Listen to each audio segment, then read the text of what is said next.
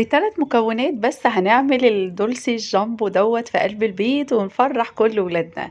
أولًا كده هنجيب كوباية من الحليب المكثّف ونقوم حاطين عليها كوباية من الكريم جانتيه، وحطي كمان كوباية من اللبن المتلج، اضربيهم مع بعض بقى لغاية ما يبقى القوام بتاعِك كده تقيل.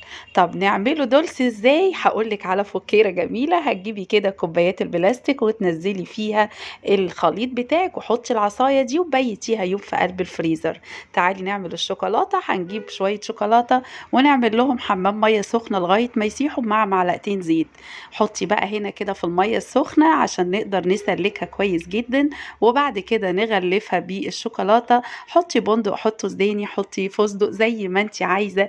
اعملي الكلام الجميل ده لولادك وابسطيهم. ما تنسيش لايك وشير وسبسكرايب لمطبخ ايميل بسيوني، ولو ليكي اي وصفة اكتبيلي في التعليقات.